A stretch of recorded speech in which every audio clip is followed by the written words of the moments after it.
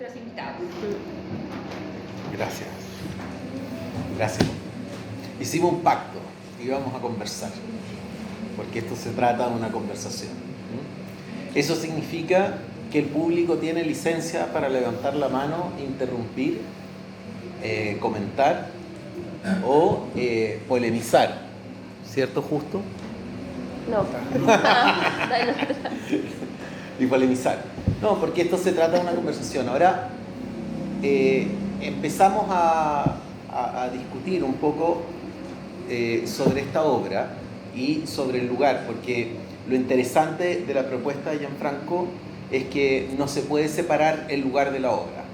Está no solamente hecho para el lugar, sino que el lugar mismo es también la obra.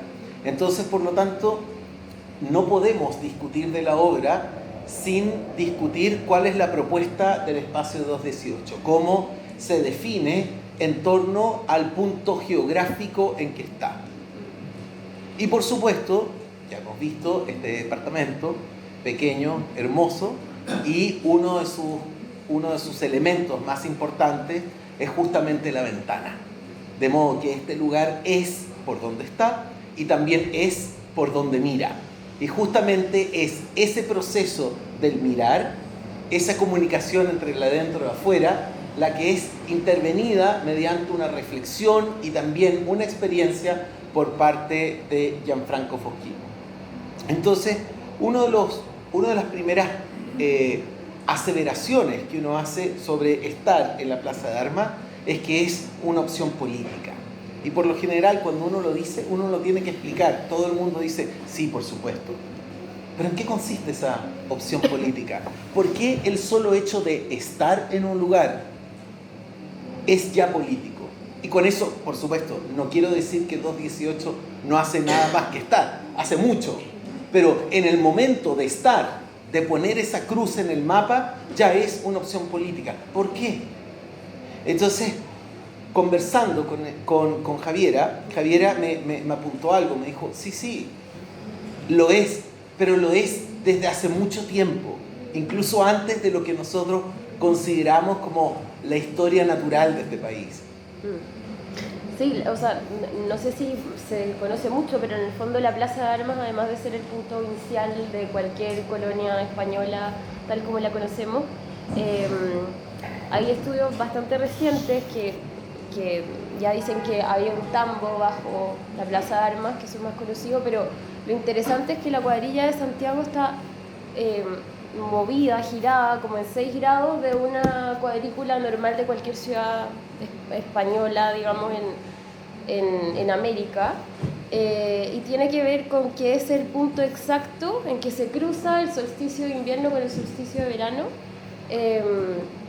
y que marca un punto inicial, es decir, cuando llegaron los españoles, conquistaron, si quiere, este espacio, que era un espacio ya marcado con una cruz, como bien dice Rodrigo, y que a partir de eso marca como un punto que va mucho más allá de lo que vemos como este espacio vacío dentro del lleno de la ciudad,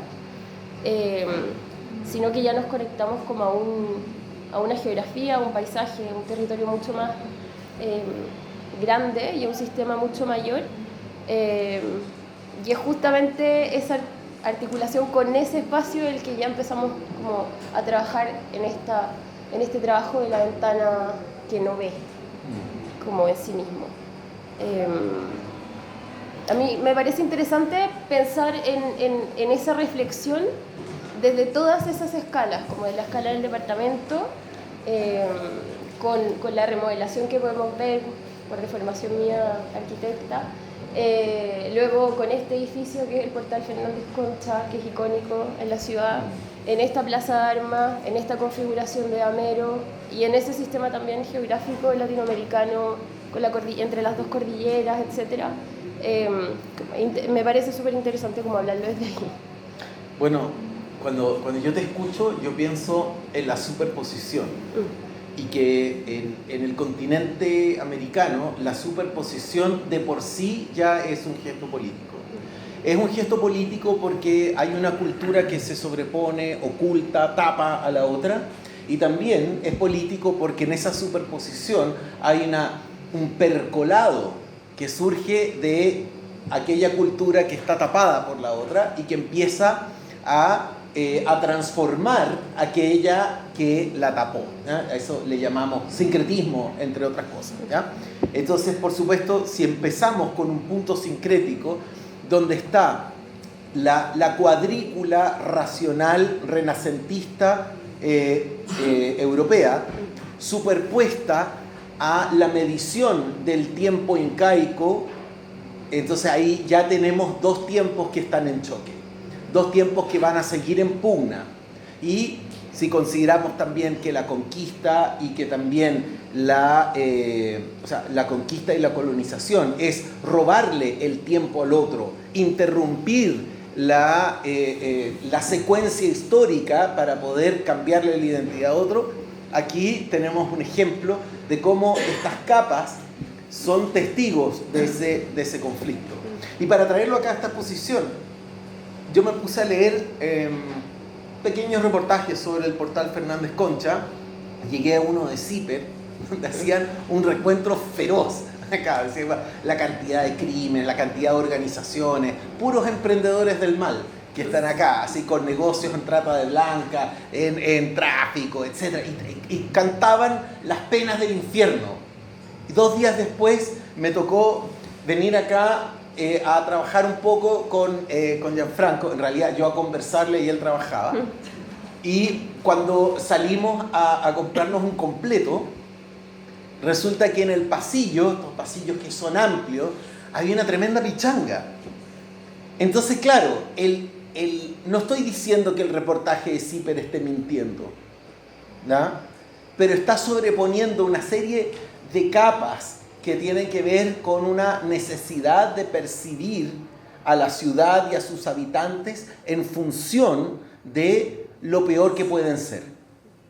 Y mientras tanto, nuestra experiencia inmediata, que quizás no es la experiencia que ejemplifica el todo, pero fue nuestra experiencia. Vimos un partido, chicos de 7 a 9 años, en la mitad del pasillo. Y en realidad es tan ancho y los ecos, así. Debe haber sido muy entretenido jugar fútbol ahí. Yo no me gusta el fútbol, pero me sentí levemente entusiasmado viendo eso.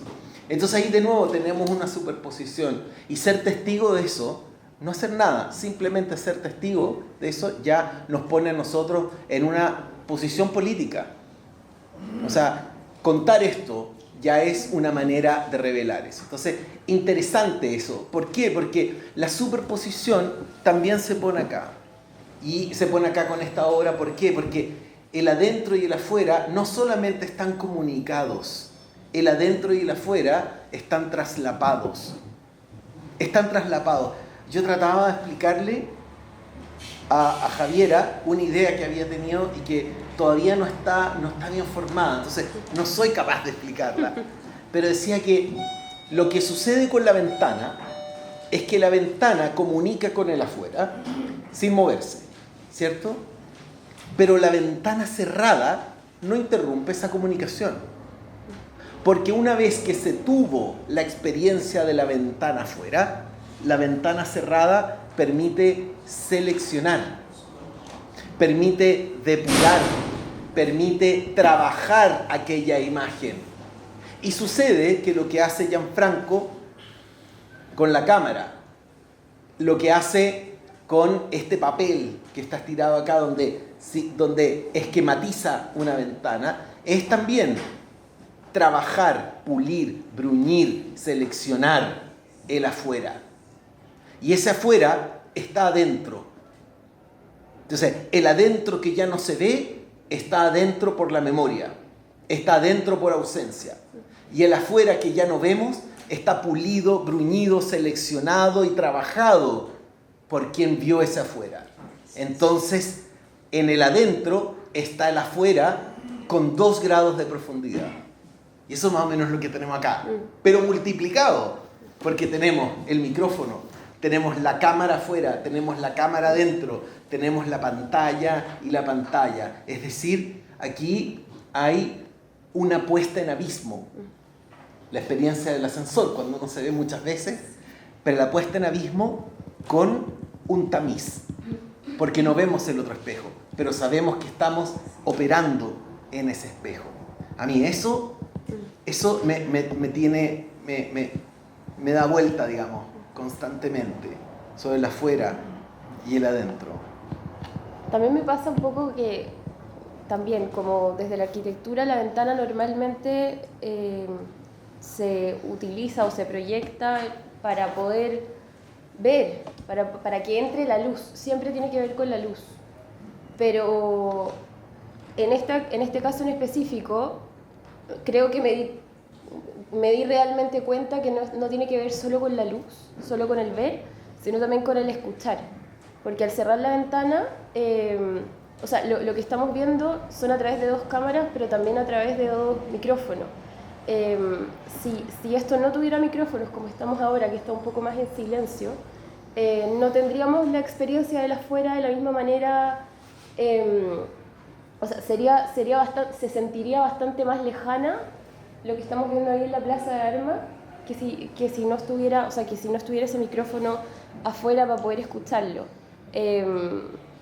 Las veces que he venido aquí siempre han estado los camiones de la basura, que es como su lugar favorito del centro de Santiago al parecer, y acá no se escucha nada, y esa sensación te da como la dimensión completa de esos espacios que se abren artificialmente, si se quiere, a través de este espacio que en realidad debería darse de manera fluida y natural, pero a propósito se separan y se marcan como espacios distintos para poder relacionarnos de manera tan literal, como decía María Iris, que me parece como bien interesante.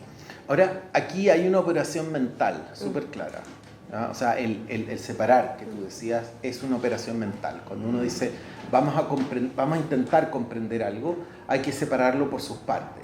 Y esta separación aquí llega a un extremo, aunque no parece que sea un extremo en tensión, porque el afuera y el adentro están separados y el traslapado también está separado entre arriba, abajo, entre el papel, la pantalla, y claro, el espejo, la fotografía.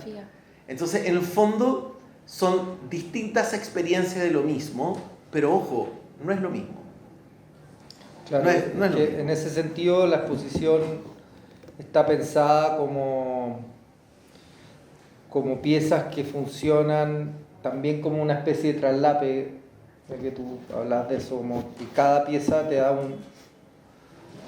una clave de algo y te va contando más o menos lo que está pasando. Yo creo que aún no somos conscientes de que todo esto es una escena que está siendo reproducida en la plaza. O sea, esto es como una especie de teatro que nosotros estamos haciendo como una excusa para poder abrir esta conversación a personas que probablemente no van a entrar a una galería de arte. Entonces, también hay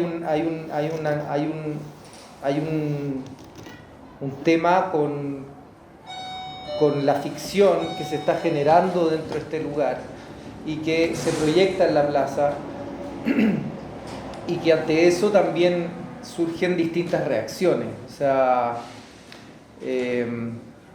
ha sido súper interesante esta experiencia de poner una pantalla que asoma por el balcón y ver las distintas reacciones que tiene la gente al poder un poco traspasar el muro, traspasar la ventana y poder como observar este acontecer interno, ¿no? Entonces siento que este recurso tecnológico de la cámara, y en este caso la cámara de vigilancia, que tiene esta diferencia con el resto de las cámaras que transmiten la imagen en vivo y en directo, da la posibilidad de pensar en no solamente una representación de algo que fue hecho, sino una representación que se está construyendo en el momento en donde las cosas pasan. Entonces, no está como el acto de captura, sino está como el acto de de enmarcar, que para mí siempre ha sido algo muy interesante, ¿no? O sea, por lo mismo está este dibujo que es como el simple hecho de mostrar este gran marco que es la ventana, ¿no? O sea, en donde no hay contenido, no hay una imagen dentro del marco de la ventana, digamos, también tratando de contar silenciosamente esto del imaginario de cada uno, que yo siempre estoy como en esa búsqueda como de dejar espacio para la imaginación. Muchas personas dicen, pero ¿por qué no proyectaste, qué sé yo, por qué no le pusiste imagen al sonido? Yo creo que fue como un ejercicio de separar, de separar el fenómeno. O sea, yo niego la posibilidad de observar la plaza, niego la posibilidad que nosotros nos observemos también dentro del lugar y abro distintos, pueden ser hasta distintas ventanitas que te van mostrando como ciertas claves, ¿no?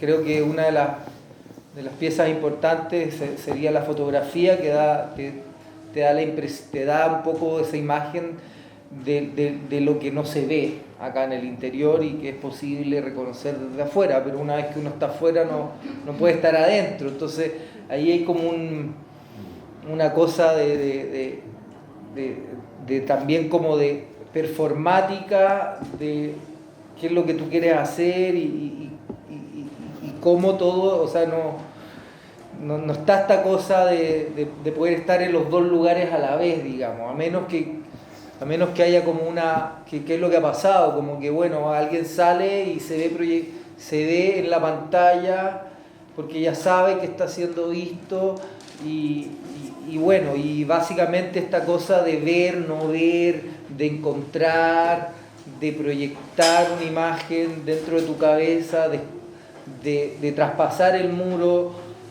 con el sonido, que me parece que ocurre, es una instancia de reconocimiento, ¿no? De reconocer no solamente lo que está pasando alrededor, sino también reconocer lo que nos pasa a uno en este proceso como de búsqueda, en donde pareciera, yo creo que en un principio parece todo muy evidente y ya al rato eso se hace más nebuloso, ¿no? Ya no es una cosa así, no es un espejito así como pegado, sino un espejo que si lo ves te está dando vuelta. Son espejos cóncavos que te ponen patas para arriba y si te acercas te dan la posibilidad de mirar tu ojo de una forma que probablemente jamás lo has visto. Entonces tiene que ver también con una relación, con una experiencia, qué tan lejos, qué tan cercano estás de la obra, ¿no? Y esa distancia también me parece interesante en la posibilidad de esta pantalla como en el living de una casa, ¿no? Que es lo que pasa arriba, que es un setting de un living común y corriente, digamos, de hoy en día, a diferencia en que no está la telenovela, no está el reality, bueno, algo de reality hay, pero está como esta imagen del común, que es esta cosa de que no pasa nada, y que es el ritmo de la ciudad que está ahí como, y que existe una tensión, que está generado por muchos motivos. Uno es la atmósfera, que a mí siempre me ha interesado, ¿no? Esta cosa como que ahora en estos horarios ya no hay una luz, entonces como una cosa media penumbra, donde los cuerpos aparecen y desaparecen.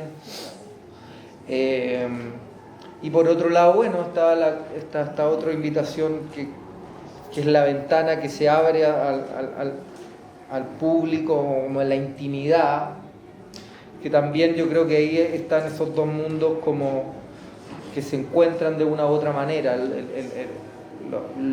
El interior, el adentro, es el espacio íntimo, ¿no? Esta conversación en voz baja, digamos. Y el espacio público es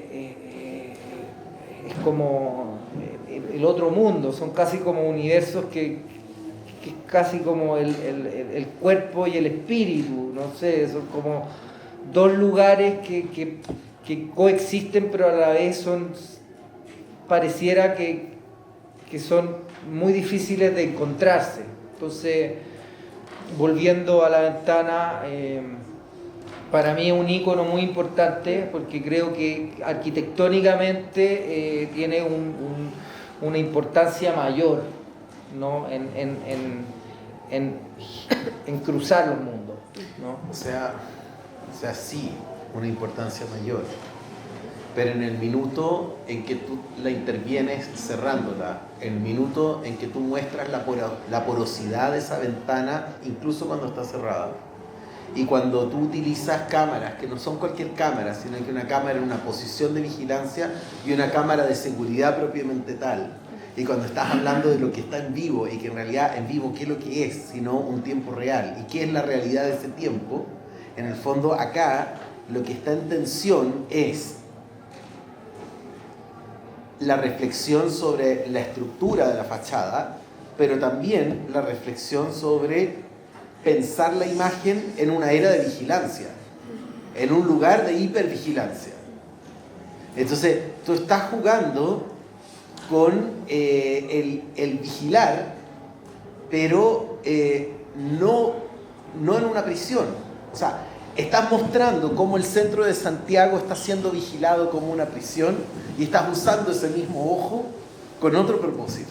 Claro. Estás subvirtiendo el lenguaje de la vigilancia. Mientras que el trabajo con la ventana y la estructura arquitectónica es revelar que la ventana es mucho más allá que una apertura dentro de lo sólido de una fachada.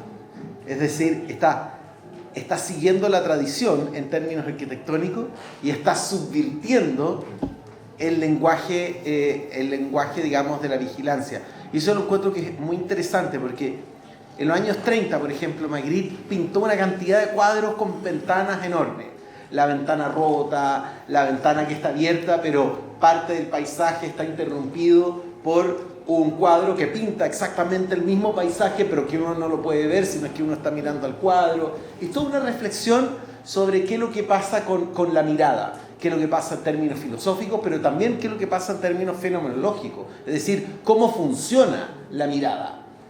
Pero resulta que esa reflexión hoy día no se puede hacer sin entrar por una ciudad que está, y por una vida nuestra, que está hipervigilada, hiperseguida, y no solamente por las cámaras de seguridad, desde nuestros propios teléfonos, no solamente por la seguridad, sino también como objetos de marketing. Sí. La ventana está haciendo la cámara, la ventana siempre está cerrada. Por eso me gusta mucho esa foto, que lo que está haciendo es mostrar la ventana. La ventana siempre está cerrada. Se habla de ella como se viene de la ventana, como la luz de la ventana, pero es algo que está, con la ventana está ahí clausurada. Entonces, ¿quién se deja de la ventana? Está utilizando ese marco, y eso es ese tiempo interno, porque al final es un marco. Cuando se trata del objeto arquitectónico, se está mirando a través de ella. Claro. Se mira a él. A ella. A ella, pues es un problema de estar, la miramos afuera y la miramos de dentro. Claro. Pero es ella de la que estamos hablando. Claro, tenemos anverso, verso, tenemos marco y el contenido de la ventana está arriba de la pantalla. Entonces, eso es lo que yo decía, es como una operación máxima de separar los elementos para entenderlos, cómo operan. Pero en esa operación, más allá de entender cómo opera una ventana, se cuela entre medio, percola una serie de situaciones que son políticas, que son tensiones y que también tienen que ver con la reflexión dentro de la historia del arte, en ese sentido. No, y ahí está justamente lo que decía ya al principio de esta postura política que tiene este lugar y la exposición, Con el artículo que comentaba ya al principio, de no sé cuántos crímenes pasan aquí y después hay una pichanga afuera, un poco lo mismo. La Plaza de Armas está llena de cámaras de vigilancia, llenas, pero todas con un objetivo específico, que es perseguir o ver qué es lo que está pasando para, no sé, llegar, o sea, está conectado con carabineros, digamos, como ver especie de vigilancia, etcétera, para llegar a cierta... llegar a encontrar personas, no importa. La cosa es que con una cámara externa, o sea, una cámara que se adiciona como a esta red de vigilancia de la Plaza de Armas, empiezan a verse las pichangas con el mismo elemento. Entonces, como en este portal Fernández Concha, uno puede encontrar esta cantidad de bandas criminales o lo que sea, también puede encontrar pichangas. Yo también cuando llegué había en el mismo espacio muchos niños jugando con un perro. O sea, efectivamente pasan más cosas y cosas felices. En esa reflexión con esta nueva cámara, cómo a través del arte podemos como generar una acción desde la cual revertimos una única mirada a las cosas y vemos en tiempo real otras cosas que no son simplemente perseguir a personas. Me parece muy bonito como esa acción y creo que es necesario, no sé si es la única forma, pero el hecho de cerrar la ventana y no poder hacer lo que comúnmente hacemos en lo que estamos acostumbrados alrededor de los espacios que ocupamos, los edificios que tenemos, etcétera, para que eso ocurra. O sea, solo a través de no tener lo que siempre tenemos, cerrar la ventana, es que podemos encontrar una forma de darle vuelta a algo que es tan lógico como mirar lo que está pasando al otro lado. No sé si se entiende la reflexión, es como meterle uno más al circuito cerrado de televisión de la Plaza de Armas, pero con otra lógica. Mira, cuando Sebastián levanta la mano y señala, esta es la ventana, y es el icono, ahí está el marco, en el fondo es, aquí está lo que es, no hay que confundirse, es lo que es materialmente. Todo arte que se detiene en ese ejercicio, que muestra lo que es, y a veces se llama como que muestra la superficie de las cosas, como si se quedara en un lugar que no es lo profundo, lo que sucede con eso es que genera un nivel de reflexión que es casi como, o sea, que coquetea con la mística. Porque mostrar en qué sentido coquetea con la mística. Porque en la superficie de las cosas, sobre todo cuando se desagregan y se piensa en lo que es materialmente, en eso hay una reflexión sobre la profundidad que significa ese objeto en su interacción con el ser humano o en su interacción con el mundo. En su existencia. En su existencia. Entonces es una mezcla de cómo ser estratégicamente superficial para resultar inevitablemente profundo. Entonces, claro, ahí viene, hemos estado hablando de la ventana como ojo, como mirada.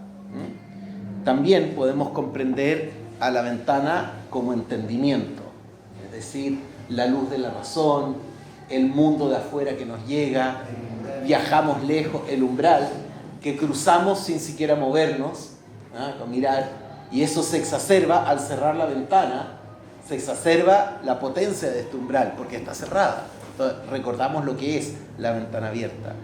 Pero también está la ventana como un tránsito también espiritual, que es la transformación del sujeto sin siquiera moverse.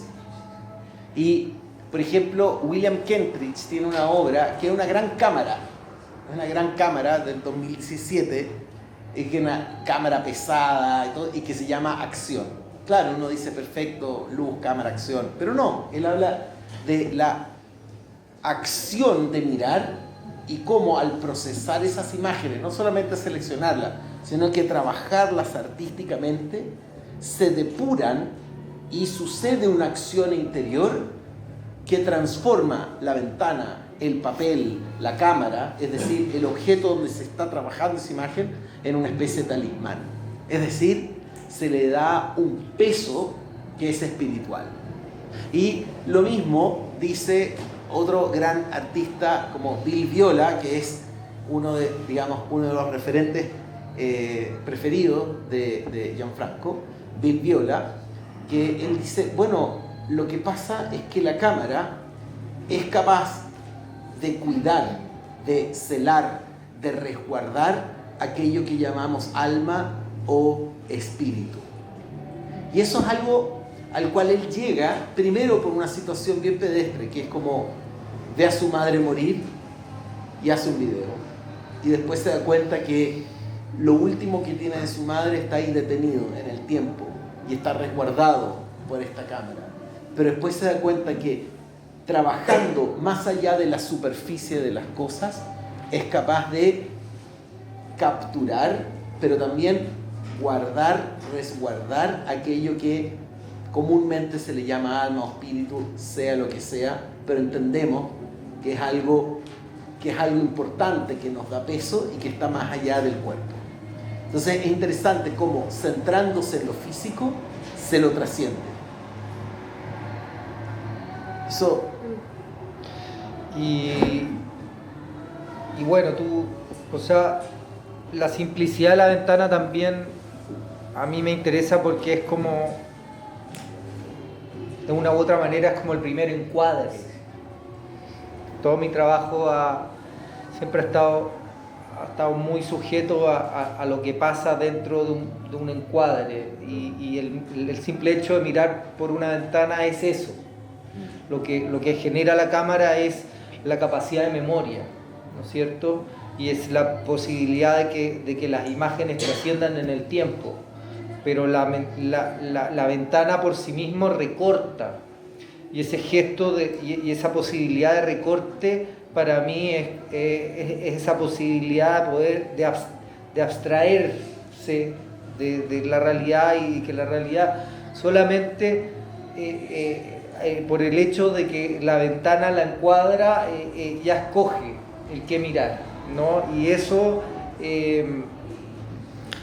de una u otra manera como que es muy provocativo, ¿no? O sea, es tan provocativo como decir, bueno, nosotros tenemos una perspectiva desde este departamento hacia la Plaza de Armas, pero es tan sencillo como cruzar al departamento del frente y mirar por la ventana, y va a ser otro mundo, encuadrado a partir de esa posibilidad arquitectónica que la ventana da. Entonces, cada ventana genera un encuadre de la realidad, y cada realidad en ese sentido también es distinta, ¿no? Es muy distinto el mirar hacia la plaza que el mirar hacia el detrás del edificio del portal Fernández Concha, como yo hoy día tuve la posibilidad de acceder a otro departamento. Son tiempos distintos, son luces distintas, uno le llega al norte, el otro le llega al sur, entonces la experiencia y la relación con el exterior es otra, ¿no? Entonces siempre está esta cosa de Platón, ¿no es cierto?, de la cueva, y la relación que podemos, o la percepción que podemos tener del mundo en relación a qué es lo que podemos ver a través de esta primera ventana prehistórica, la ventana portal, digamos, la ventana puerta, que es esto que enmarca también y permite la entrada y la salida. Pero por eso me parece tambiinteresante esta fotografía que para mí es muy Magritte, como decías tú, o es muy rara en el sentido de que da la posibilidad de mirar la cara y la nuca a la vez, ¿ves? Entonces, y eso es algo que nosotros no podemos hacer. Entonces también a mí siempre me ha interesado la tecnología desde ese lado, como que no para transformar la realidad y masticarla tanto, sino como para tener la posibilidad de observarla con mayor, de manera más nítida, o como de otra forma, para poder entenderla, para poder comprenderla mejor. O sea, siempre me ha quedado muy en claro que estas herramientas tecnológicas no están a disposición del arte. O sea, pueden estar a disposición del arte, pero no se hicieron en pro del arte. Como la cámara de vigilancia.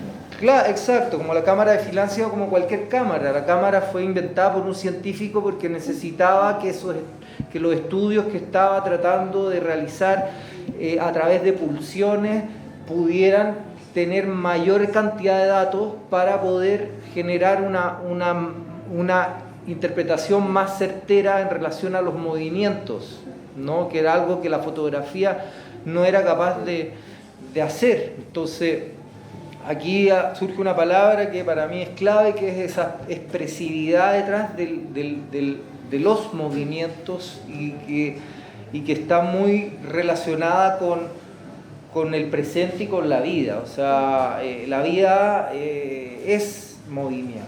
Ahí yo creo que hoy en esta sociedad en donde las imágenes se generan y hay un vértigo y no hay como que se perdió el sentido del porqué. Y yo creo que hay que volver un poco atrás es como también volver a buscarle el sentido al porqué del hacer imagen.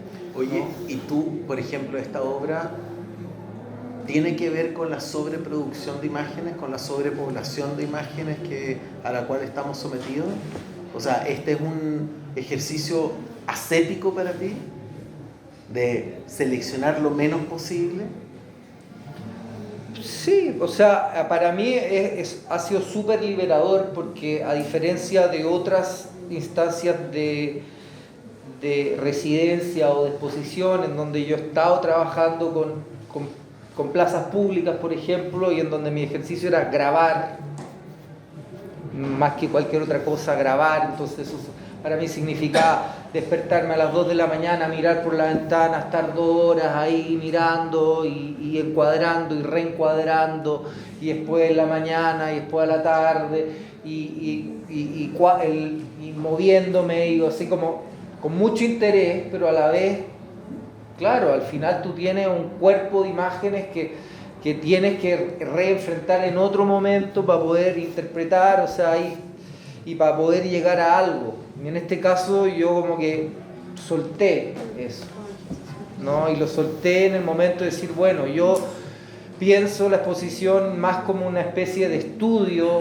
del exterior, de lo que está pasando aquí alrededor de la plaza, y la cámara es fija y todos los elementos son fijos, y esa fijeza una vez más me da la posibilidad de poder interpretar y poder ver y poder acercarme a todo lo que se está en constante transformación. Si esas cosas no estuvieran fijas, yo no podría ver el cambio, ¿no? Entonces siempre para mí la fijeza ha sido algo clave como para poder entender el movimiento, digamos. Y se están grabando, pero la intención no es el registro, sino en este caso lo más importante es la transmisión, que son conceptos distintos y que fueron muy importantes en un comienzo. Pensemos que el video, la gran cualidad del video fue la posibilidad de transmisión rápida. O sea, la gran revolución del video y la liberación y un poco de todos los videoartistas del pasado vieron en el video esta posibilidad de trabajar de manera autónoma y rápida, ¿no? Saltándose un poco ese proceso de revelado que hacía que el grabar y el proyectar estuvieran tan distanciados y tan mediados por procesos químicos y por plata y qué sé yo. Entonces, lo que hizo el video fue generar una línea directa o casi directa entre grabar y transmitir. Y eso yo creo que es clave. Bueno, Downey maestro del video, uno al tener esa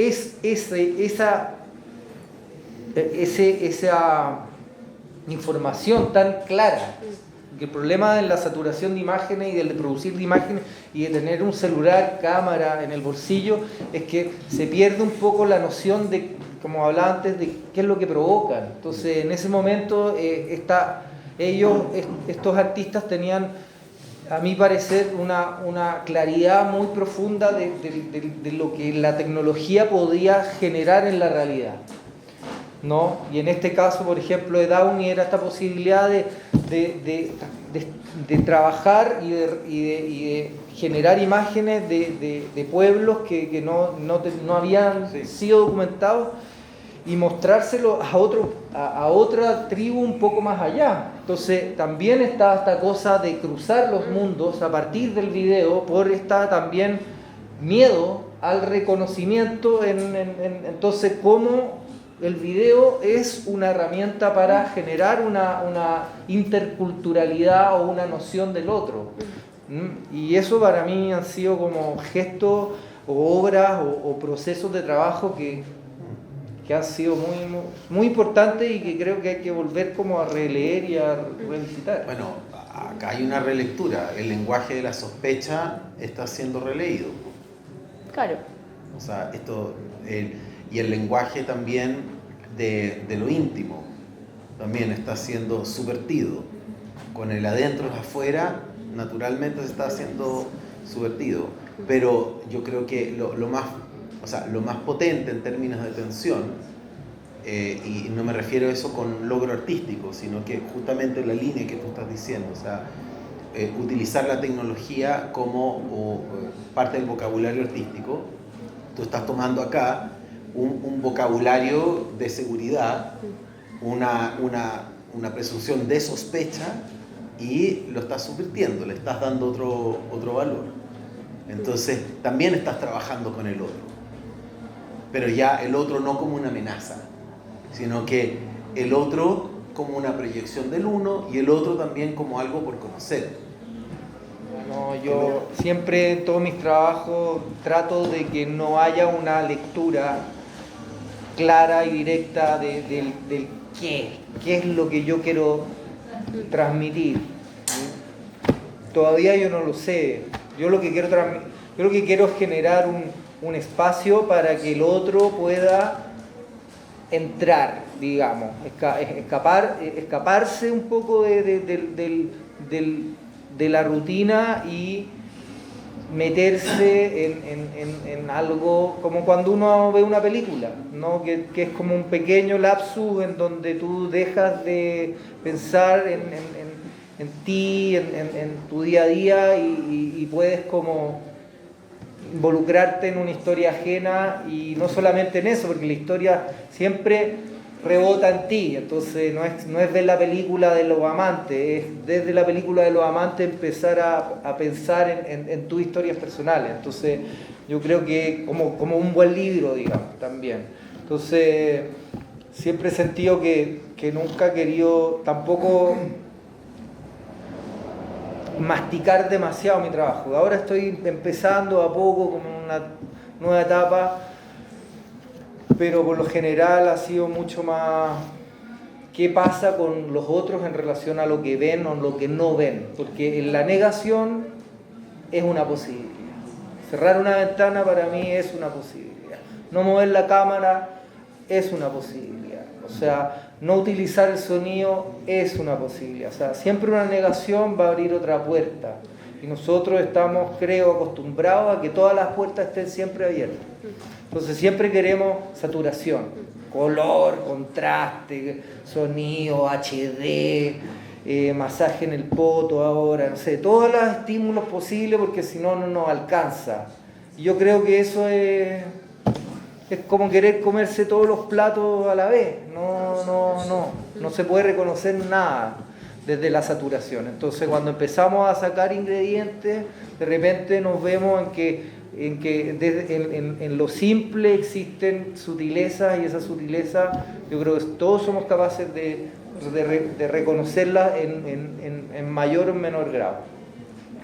Oye, estábamos hablando de Magritte de los años 30, de los años 20, 100 años atrás, y me acabo de acordar que hace 100 años atrás, en la calle Maruri, ahí en Independencia, una calle que habrá salido en las noticias por ajustes de cuentas, por balazos, pero que hace 100 años había una pensión de estudiantes ahí. Y había un tipo que estaba estudiando francés en el pedagógico, digamos, un poco melancólico, bueno para las señoritas, y que miraba por la ventana, y miraba los atardeceres. Y en ese proceso terminó el libro Crepusculario y comenzó los 20 poemas de amor. Y justamente hace 100 años. O sea, me acabo de dar cuenta que esos libros son 2 libros de ventana. O sea, y tiene que ver con la intimidad y resguardarse un poco del espacio público, porque el espacio público te distrae. Es algo que te observas desde lejos. Y acá es la subversión del espacio público como un campo de batalla, como un campo de vigilancia. Entonces es transformarlo en algo un poquito más transparente. Es decir, dar vuelta la vigilancia para transmitir en vivo. ¿Y transmitir en vivo qué significa? Vivo significa, como tú dijiste, movimiento. Tiempo real, ¿qué significa? El momento en que el movimiento se gesta. Entonces, quizás esta cosa de depurar la cantidad de imágenes, quedarse con menos para entender la potencia de estas imágenes, es cerrar ese ciclo de 100 años. Quizás tú también estás viendo, digamos, algún tipo de atardecer, algún crepúsculo. Ese es el ejercicio de las ventanas. Sí. O amanecer. Sí. O amanecer. Mira, a ver,